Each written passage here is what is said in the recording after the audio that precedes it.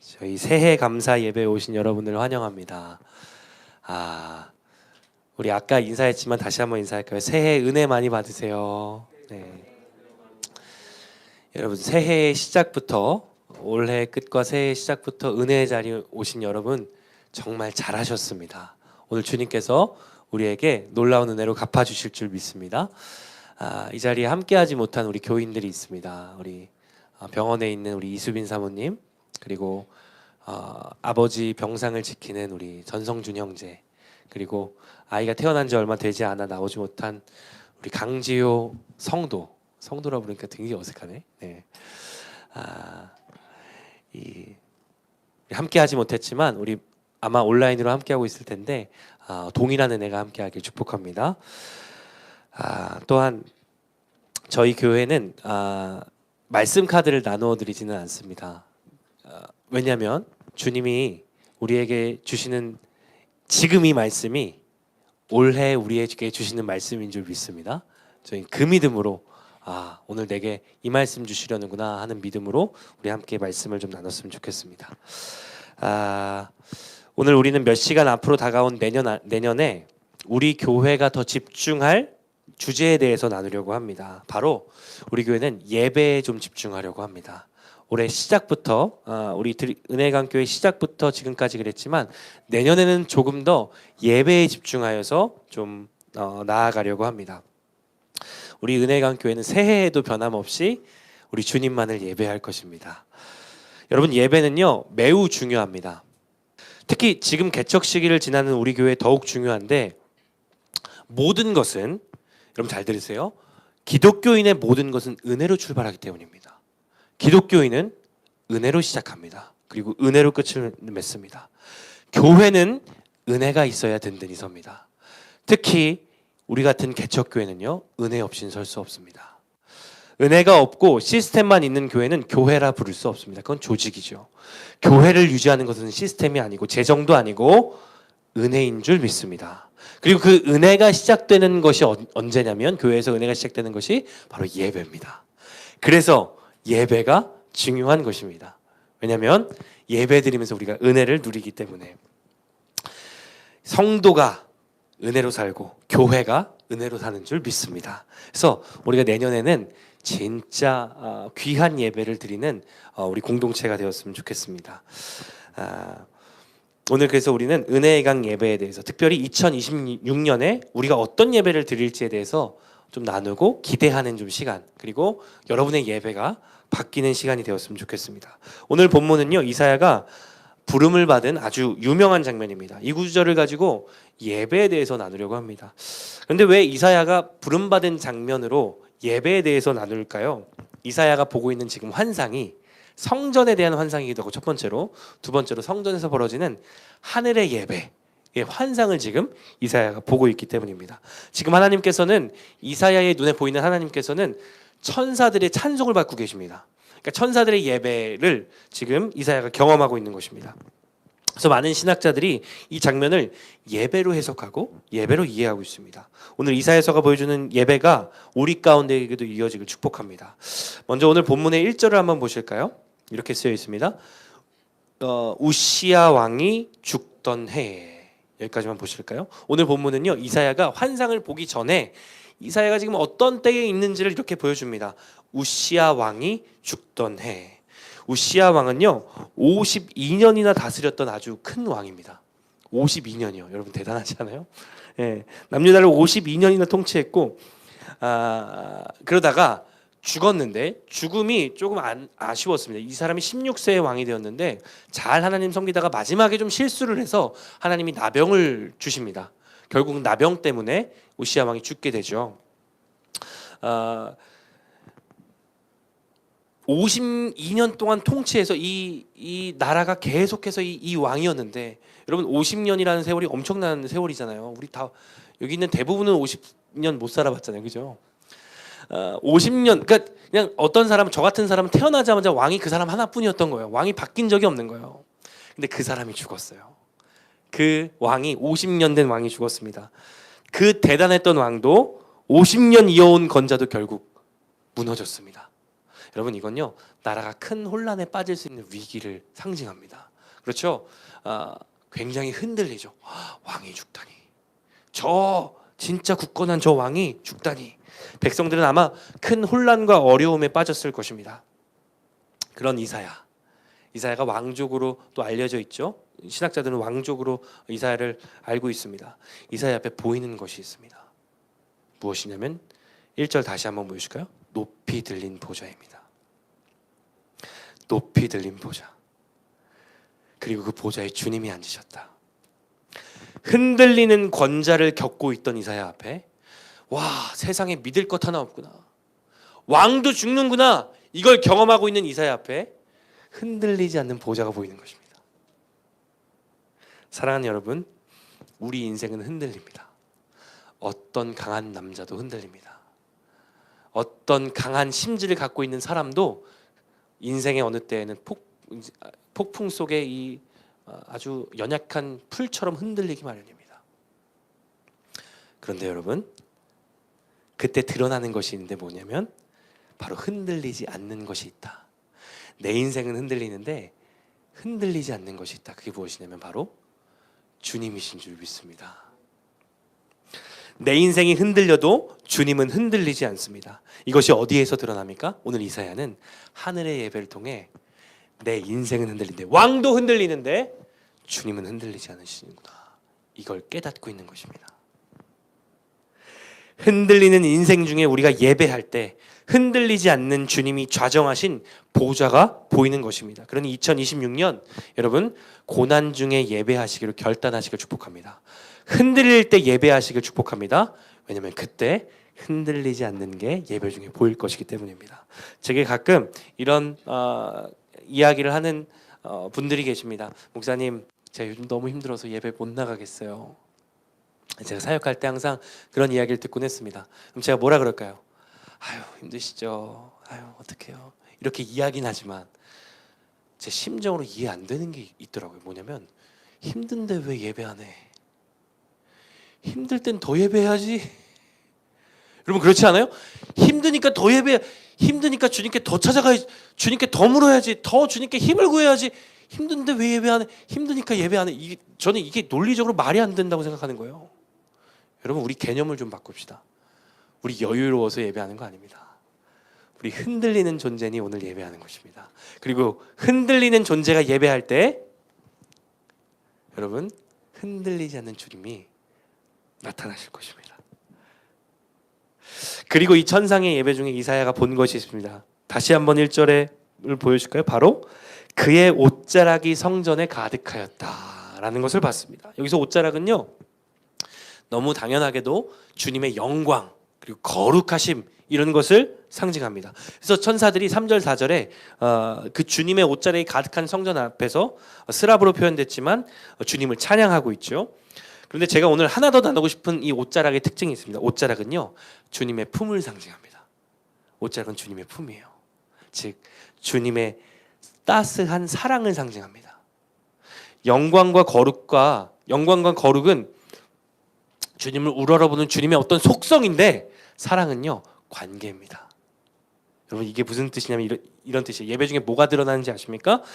흔들리지 않는 보좌가 드러납니다. 그리고 그분의 영광이 드러납니다. 그분이 얼마나 거룩하신지가 예배 가운데 드러납니다. 우리가 찬양할 때 그런 것을 느끼죠.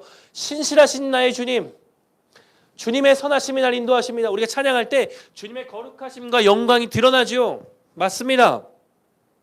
그런데 그분이 그 거룩하시고 영광이 많으신 그분이 나를 사랑하신다. 그의 옷자락이 나를 품어주신다. 이게 예배의 순간이라는 거예요. 영광이 나랑 상관없는 영광이 아니라 그 영광의 하나님이 나를 사랑하신다. 그게 옷자락이라는 것입니다. 여러분 상상해 보셨어요? 여러분 오늘 여기 들어와 계실 때 주님의 옷자락 안으로 들어오신 거예요. 그분의 사랑 안에 들어오신 거예요. 그 영광의 주님이 그 놀랍도록 거룩하시고 놀라우신 분이 나랑 상관없는 분이 아니라 그분은 나를 사랑하셔서 마치 예수님이 이 땅에 내려오셔서 나를 사랑하셔서 나를 위해 죽으신 것처럼 나에게 묻고 나의 대답을 듣고 싶어 하시고 나와 교제하고 싶어 하신다는 것 주님의 옷자락이란 뜻입니다. 여러분, 2026년 우리의 예배가 이러했으면 좋겠습니다. 우리의 예배는요, 주의 옷자락으로 가득 찬 예배이길 축복합니다. 여러분, 옷자락으로 가득 찬 예배는 영광과 거룩만 가득 찬 예배가 아닙니다. 그분이 날 사랑하신다는 뜻입니다. 여러분, 그분은 나와 상관없는 분이 아니고 그분이 날 사랑하신다는 것을 예배 가운데 누리시길 축복합니다. 주님의 품을 누리는 예배, 이렇게 적었습니다. 주님의 품을 누리는 예배. 여러분, 요즘 너무 춥잖아요. 그리고 이 동네가 왠지 모르게 추워요. 하여튼 우리 동네보단 추워. 그래서 너무 추워서 차에서 내려서 여기 들어오는데도 너무 추워요. 여러분 이따 나가보세요. 엄청 추울걸요? 근데 여기만 딱 들어오면 어때요? 여기 따뜻해요. 네. 항상 난방을 해놓는 게 아닌데, 그때 여러분 이렇게 상상하시는 거예요. 내가 주님 품에 들어왔구나. 따뜻한 주님 품에 들어왔구나. 예배에 나올 때마다 주님 품으로 나오신 저와 여러분 되기를 주의 이름으로 축복합니다. 그래서 2026년 우리가 누릴 예배는 이런 예배로 정리해 봅시다. 첫 번째, 따라해 보실까요? 주의 옷자락을 누리는 예배. 아멘. 우리의 예배가 주의 옷자락을 누리는 예배가 되길 주의 이름으로 축복합니다. 이런 장면을 본 이사야는 5절에 이렇게 말합니다. 그때에 내가 말하되 화로다 나여 망하게 되었도다. 나는 입술이 부정한 사람이요 나는 입술이 부정한 백성 중에 거주하면서 만군의 여호와이신 왕을 배웠습니다. 갑자기 이사야가 이 천상의 예배 장면, 이 천사들이 막 찬양, 거룩하다 거룩하다 거룩하다 찬양하는 걸 보고 갑자기 깨달은 게 있어요. 뭘 깨달았냐면, 와, 나 망했다. 내가 이걸 봐버렸네. 뭘 깨달았냐면 자기의 죄를 깨달았어요. 죄를 깨닫고 보니 자기가 망한 겁니다. 사랑하는 여러분, 예배 드릴 때 주의하십시오. 여러분의 죄가 깨달아질 수도 있습니다. 예배를 통해 주님을 경험할 때 내 안에 죄가 드러날 수도 있습니다. 이것을 사실은 이사야만 경험했던 것은 아닙니다. 베드로도 그랬습니다. 예수님을 보고 주님, 나를 떠나소서, 나는 죄인입니다, 이렇게 얘기하죠. 사도 바울은 처음으로 예수님의 음성을 듣고 죄된 눈이 멀어버립니다. 여러분, 예수님을 경험할 때요, 그분의 영광과 거룩을 경험할 때 우리의 죄가 드러날 수 있습니다. 지극히 거룩한 것 앞에 설 때 우리의 죄가 드러나는 것입니다. 이것을 제가 비유로 설명하자면 마치 새하얀, 주님의 거룩을 새하얀 와이셔츠라고 한번 생각해 볼까요? 새하얀 와이셔츠에 요만한 점도 티가 나잖아요. 새하야면 새하얄수록 요만한 점이 더 티납니다. 좀 누리끼리한 이 와이셔츠는 괜찮죠. 뭐 좀 묻어도. 네. 근데 새하얀 와이셔츠는 다 드러나죠.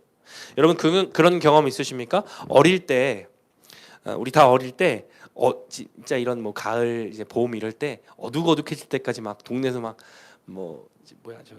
미끄럼틀 타고 뭐 놀이터에서 놀고 그러잖아요. 그때 이제 집에 들어가야 될 때, 집에 들어가서 나 이제 집에 들어갈게, 그리고 애들이랑 빠이빠이 하고 이제 어둑어둑해질 때 집에 들어가서 딱 그 화장실 들어가서 딱 거울을 보면 어떻죠? 아주 얼굴이 새까맣죠.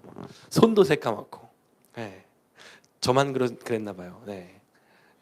여러분 다 깨끗하게 노셨군요. 네. 저는 더럽게 놀았습니다. 예. 그렇잖아요. 어둑어둑할 때는 때가 보이지 않아요. 나 깨끗한 줄 알았어요. 근데 빛에 들어가면 때가 보이는 것입니다. 세상을 살아갈 때, 어둑어둑한 곳을 살아갈 때는요, 내 죄가 보이지 않을 거예요. 근데 주님의 거룩을 경험할 때 내 때가 보이는 거예요. 진짜 빛 앞에 들어가면 더러움이 드러나는 것입니다. 여러분, 예배를 통해 내 죄가 드러난다는 것은 이런 뜻이 아닙니다. 여러분, 죄인입니다. 여러분, 죄를 지었어요. 제가 이렇게 정죄한다고 죄가 드러나는 것이 아닙니다. 그분의 거룩을 볼 때, 그분의 놀라운 빛을 볼 때, 그분이 나를 조명하실 때 내 죄가 깨달아지는 것입니다. 그게 복음이죠. 사랑하는 여러분, 우리 2026년 우리 예배가 그런 예배 되기를 축복합니다. 죄가 드러나는 예배요. 목사님, 어떻게 죄가 드러나는 게 복이라 얘기하세요? 제가 죄가 드러나는 것을 복이라고 말하는 이유가 있습니다. 이사야서가 이렇게 이어지기 때문입니다. 6절 7절이에요. 6절에 그때의 그 스랍 중 하나가 부젓가락으로 제단에 집은 바 핀 숯을 손에 가지고, 스랍은 여기서 천사를 말합니다. 천사는 하나님의 일을 대신 수행하는 것이죠.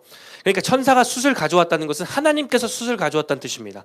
하나님이 숯을 가져오셔서 어떻게 하냐면 7절에 그것을 내 입술에, 이사야의 입술에 대며 이르되 보라, 이것이 내 입에 닿았으니 내 악이 제하여졌고 내 죄가 사하여졌느니라.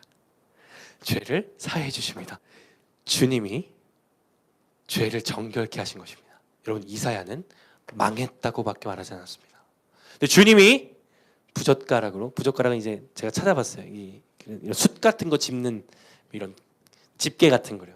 집게로 주님이 갖고 오셔서 입술에 대고 내 죄가 사하여졌다, 이렇게 얘기하십니다. 주님이 직접 이사야의 죄를 정결케 하신 것입니다. 이것을 우리는 무엇이라 부릅니까? 구원의 은혜라 부릅니다. 죄에서 건지심의 은혜라 부르죠. 여러분, 예배 때 벌어지는 일이 있습니다. 예배 때는 죄가 드러날 것이에요. 그러나 그 드러남은 복입니다. 왜냐하면 그 드러난 죄에 주님이 구원을 선포하실 것이기 때문입니다. 주님의 드러냄은 정죄나 심판이 아닙니다. 너 이렇게 잘못했으니까 너 이제부터 무릎 꿇고 날 위해 살아, 이렇게 말씀하시려고 주님이 죄를 드러내시는 게 아니에요. 주님이 죄를 드러내시는 이유는 치유해 주시기 위함입니다. 고쳐주시기 위함입니다. 변화시키기 위함이죠. 치유하시기 위해 썩은 부분을 드러내시는 것입니다. 씻겨주시기 위해 더러운 곳을 드러내시는 것입니다. 여러분, 의사가 내 환부를 드러내는 이유는 날 치유해주기 위함이지 내 치부를 건들기 위함이 아닙니다. 그러니 여러분, 예배 가운데 죄가 드러나는 것에 두려워하지 마십시오. 주님이 치유해 주시려고 이것을 드러내시는구나. 예배는 주님의 씻겨주시는 은혜, 끊어내시는 은혜가 있습니다. 여러분, 이 본문에서 이사야는 망했다고만 했습니다. 나머지는 다 주님이 하셨습니다. 여러분, 예배에 선포되는 구원이 바로 이런 것입니다. 주님의 일하심, 주님이 먼저 우리를 정결케 깨끗해 하시는 것. 사랑하는 여러분, 2026년 우리 예배에 죄의 애통한 심령이 넘치길 축복합니다. 그런 심령마다 주님이 치유하시고 주님이 고쳐주시고 주님이 새로운 삶을 살 수 있도록 힘을 주실 줄 믿습니다. 주님의 거룩이 우리 죄를 덮어버리는 놀라운 예배. 그러니까 여러분, 제가 아까 비유로 얘기했지만 와이셔츠에 이 검은 점이 아니라 주님이 덮어주시면 아주 강한 빛을 상상하시면 좋아요. 여러분, 아주 강한 빛 앞에는 어둠이 설 자리가 없어요. 주님이 내 죄를 드러내시고 그 죄를 소멸하여 버리십니다. 그냥 날려버리시는 것이죠. 이런 회복이 있기를 여러분 기대하시길 축복합니다. 두 번째, 우리 예배 가운데 우리가 누려야 할 것 한번 따라해 볼까요? 죄가 드러나고 구원이 선포되는 예배. 예, 너무 좋죠? 막 기대되시지 않습니까? 이번 주부터 마지막으로 예배 중에 일어난 일이 있으면 저는 이 구절이 너무 좋아요. 주님이 굉장히 우리 박시민 목사님 얘기처럼 아주 위트 있으신 분이거든요. 아주 위트 있는 구절이에요. 이제 주님이 예배를 통해 이사야를 부르십니다. 부르시는 장면이 8절에 나와 있어요. 내가 또 주의 목소리를 들으니 주께서 이르시되 내가 누구를 보내면 누가 우리를 위하여 갈고 하시니 그때 내가 이르되 내가 여기 있나이다, 나를 보내소서. 여러분, 이 구절 너무 잘 알죠? 이사야의 부름받는 장면입니다. 내가 여기 있습니다. 주여 내가 여기 있사오니, 이 찬양 다 아시죠? 나를 보내소서. 예, 아주 장엄한 찬양이잖아요. 이사야는 이 부르심으로 예언 사역을 시작한다고 이제 학자들은 보고 있습니다. 근데 여러분, 오늘 주님의 부르심은 이번 주에 나누었던 아브라함의 부르심과 또 달라요. 뭐가 좀 다르냐면 아주 재미있는데, 여러분 자세히 보세요. 주님은요, 주님 뭐라고 부르시는지 보세요. 이사야를 특정해서 부르시지 않아요. 어떻게 불러요? 야, 이거 누가 나를 위해서 갈까? 이러시는 거예요. 이거 가야 되는데 이거 누가 가지? 제가 우리 나눔할 때 그런 적 있죠. 야, 다음 나눔 순서인데 누가 먼저 나누는 게 좋을까, 영은아? 이렇게 얘기한 적 있죠. 다른 성경의 구절들은 꽤 확실하게 주님이 그를 콕 집어서 부르십니다. 요나 같은 경우를 보십시오. 사무엘, 에스겔, 예레미야 다 그를 콕 집어서 부르세요.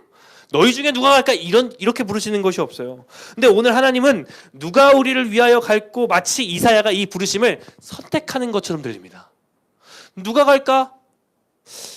네, 근데 저는 이 부분이요 하나님의 유머 감각이라고 표현해요. 유머 감각이라는 생각이 들어요.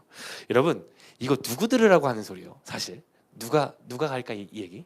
이사야예요. 왜요? 이사야밖에 없어요 지금. 지금 이 자리에 이사야 딱 한 명 있는데 주님이 야 누가 가냐 지금 이러고 계신 거 이거 당연히 이사야한테 들으라고 하시는 얘기예요. 사실 우리는 이 주님의 사명이 이사야를 위해 준비되었다는 것을 우리가 알고 있습니다. 이사야는 선택권이 없었어요. 주님이 주신 길이었어요. 그런데 왜 이렇게 말씀하실까요? 마치 이사야가 선택권이 있다는 듯이 왜 이렇게 말씀하셨을까?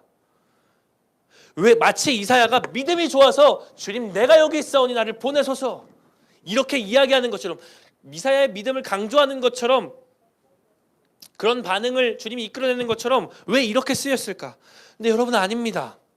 아니에요. 뭐가 아니냐면 이사야는 대단한 믿음을 가진 사람이 아니었습니다. 방금까지 뭐라 그랬어요? 화로다 나여 죽게 되었다 이렇게 얘기했던 것이 내가 망했다 이런 표현을 했던 것이 이사야였어요. 여러분 이사야가 그렇게 믿음이 좋은 사람이었나요? 아니에요. 죄 앞에 주님 나 죽었습니다. 어떻게 해요? 나 살 길이 없어요. 절망했던 이사야였습니다. 자신의 입술의 죄 때문에 망했다고 고백한 죄인이었어요. 그럼에도 주님이 이렇게 말씀하신 이유는 이것 때문이에요. 바로 예배 중에 이사야가 변했다는 걸 알려주시기 위함이에요. 이 예배를 드리면서 이사야가 뭔가 좀 변했다는 걸 알려주시기 위함이에요. 망하게 되었다고 고백한 이사야가 회복하고 어떻게 변하는지를 보여주시기 위함입니다. 그가 대단한 사람이라는 것이 아니라 이사야가 대단한 믿음을 가졌으니 너희도 그 믿음을 본받아라 이게 아니라 그가 예배를 드리면서 어떻게 변했는지를 봐라. 생각해 보십시오. 방금까지 주님을 배워서 망하겠다고 말했던 이사야가 내가 여기 있습니다 라고 대답하는 건 조금 이상합니다. 그렇죠? 이 예배를 통해 이사야에게 무엇인가 변화가 생긴 것입니다. 거룩을 피하던 그가 거룩을 향해 달려가게 되었습니다. 잘 들어보세요. 거룩함이 왔을 때 나 망했다 피하던 그가 주님 내가 여기 있습니다 달려가게 되었어요. 사명이라고는 모르던 그가 사명을 향해 손들게 되었습니다. 주님은 이거 보여주려고 이 질문하신 거예요. 이사야가 어떻게 변하는지 보이니? 예배를 통해서 어떤 변화가 우리 마음속에 심기는지 보이니? 사랑하는 여러분, 예배를 통해 우리도 이사야처럼 변합니다. 주님께로 달려가려는 의지가 생기는 거예요. 예배를 통해 평소 꿈꿔보지 않았던 거룩한 꿈이 생기는 거예요. 평소 하기 싫었던 일에 그리고 평소 관심이 없던 일에 예배를 통해서 매진하게 됩니다. 여러분도 그런 경험 있지 않으세요? 예배 가운데 하나님을 믿고 나서 지금까지 살아오면서 내가 하나님을 믿지 않았으면 절대 평생 하지 않았을 짓, 오늘 이 자리에 오는 것들 그렇지 않아요? 오늘 이 자리에 여러분 밖에 나가면 뭐 제야의 종소리 막 이런 거 들리고 막 오늘 차도 얼마나 많은지 이 동네 자기들끼리 다 놀고 있는데 하나님 안 믿었으면 우리 영혼이 2시간만 걸려서 거여동에서 여기까지 올 필요 없지. 하나님 안 믿었으면 이 밤에 이거 세팅 언제 풀지 이거 걱정해요. 이거 지금 우리 너무 예쁘지 않아요? 그래도 나갈 때 한번 칭찬 한 번씩 해주고 가세요. 하나님 안 믿었으면 누가 이런 짓 해요? 근데 예배를 통해서 우리가 하나님 경험하니까 거룩을 향해 달려가네. 이런 일에 힘을 쏟네. 한 분이라도 주님 만나라고, 한 분이라도 더 주님과 깊은 교제 나누라고. 이게 예배가 우리를 향해 주는 거룩한 변화예요. 내가 꿈꾸지 못했던 걸 하게 만드는 것.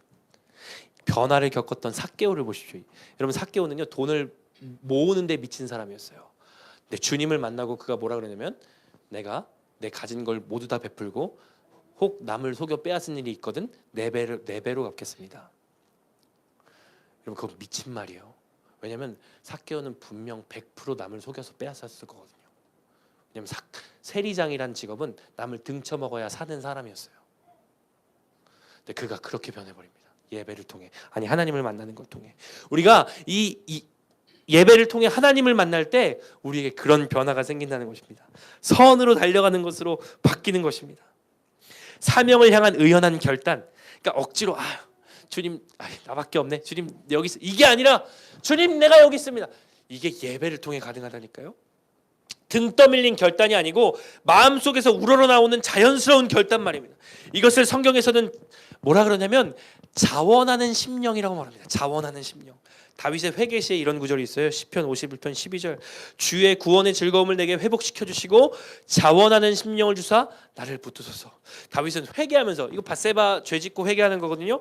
회개하면서 이렇게 말합니다. 내게 자원하는 심령을 주소서.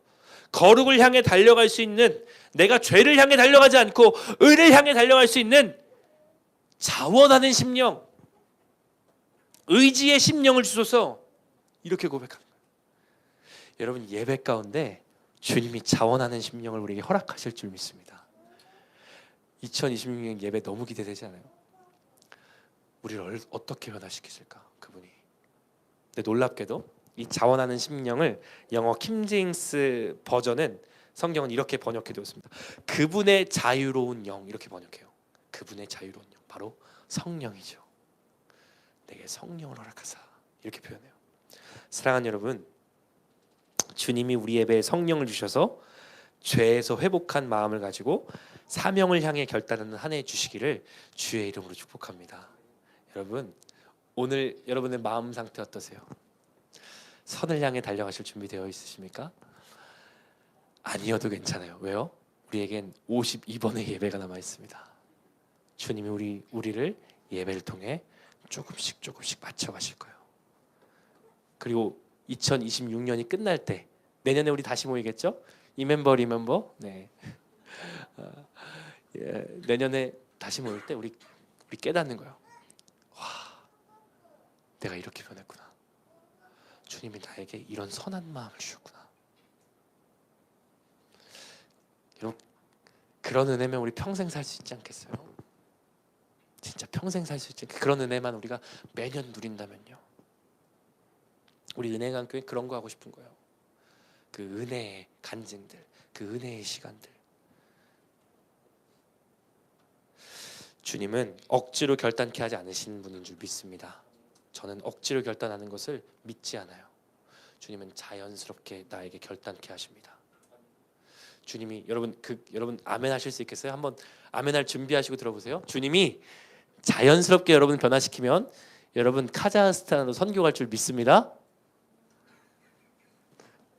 오늘 우리 상태가 이런 거야. 우리 내년에 다시 한번 보자고. 우리 내년에 아멘 나오나 안 나오나. 네. 자연스럽게 주님이 하나하나 이뤄 가실 줄 믿습니다. 그래서 우리가 누려야 할 예배의 세 번째는 바로 이것입니다. 우리 따라해 볼까요? 자원하는 심령이 넘치는 예배. 아멘. 할렐루야. 우리 예배 가운데 자원하는 심령, 성령님께서 오셔서 우리를 자원하는 심령으로 뒤바꿔 주시기를 주의 이름으로 축복합니다. 저는 말씀을 준비하면서 제가 계속, 여러분도 느끼셨겠지만 제가 너무 설렜던 건 예배가 너무 설레는 거예요. 말씀을 준비하는데. 그러니까 오늘 예배도 설레지만 다가올 2026년 우리 목사님들과 함께, 여러분과 함께 할 예배가 너무 설레는 거예요. 주님이 영광을 보여주시고 우리의 죄를 다 드러내시고 다 치유하시고, 우와, 우리의 심령이 주님 앞에 결단하고 주님께 달려가고, 우와, 선교사 나오는 거 아니야? 주님 어떻게 해요? 주님, 우리 빨리 성장했다. 선교사 빨리 파송하려면. 여기까지 갔어요, 제 생각은. 여러분, 그러기 위해서 첫 번째로 우리가 기대가 되신다면 기도해야 됩니다. 주님, 예배를 세워주옵소서. 매주 예배를 주님 세워주옵소서. 함께 이런 예배를 위해 기도해 주시길 부탁드립니다. 둘째, 여러분의 영적인 감각을 회복해야 합니다. 여러분, 같은 찬양을 불러도 누군가는 주의 영광을 봅니다. 잘 들어보세요. 누군가는 못 봐요. 난 이게 너무 안타까워요. 누군가는 주님의 영광을 보면서 찬양하는데 누군가는 맹숭맹숭합니다. 저는 그분의 그 맹숭맹숭한 사람도 주님의 때가 있을 줄 믿어요. 근데 우리가 좀 노력해보지 않으시겠어요? 내 영적인 감각을 회복하기 위해서. 제가 왜 이렇게 얘기하냐면, 여러분, 이 모든 일은, 이 모든 예배의 모든 일은요, 주님의 거룩을 볼 때 깨닫는 거예요. 볼 때 그 은혜가 시작됩니다. 근데 그 보는 눈이 없으면, 거룩하신 주님을 경험할 감각이 없으면 너무 안타까운 거예요. 죄가 드러나지도 않죠. 자원하는 심령 여기까지 가지도 못하죠. 근데 우리가 급선무로 우리가 해야 될 건 뭐냐면 거룩한 영적인 감각을 회복하는 거예요. 오늘 이 밤이 우리의 그런 밤 되길 축복합니다. 우리가 찬양할 때요, 오늘은요 정말 주님의 영광을 받으면 좋겠어요. 오늘 이 시간 다른 사람 다 생각할 거 없습니다. 오늘 주님이 여러분 이사야로 여러분 부르신 거예요. 그리고 여러분 여기 이사야로 앉아 있다고 생각해 보세요. 그분의 옷자락이 여기를 덮을 거예요. 그리고 그분의 거룩이 드러날 거예요. 오늘 찬양할 때 다른 거 생각하지 마십시오. 주님의 옷자락만 생각하는 겁니다. 주 하나님, 우리에게 이 말씀 주셔서 감사합니다. 2026년 주의 옷자락이 가득한 귀한 예배 될 줄 믿습니다. 오늘 우리가 결단하고 우리가 은혜 받은 만큼 2026년 우리의 예배가 주님이 놀랍게 역사하시는 귀한 예배 될 수 있도록 인도하여 주시옵소서. 우리의 기도를 들으시는 예수님의 이름으로 기도합니다. 아멘.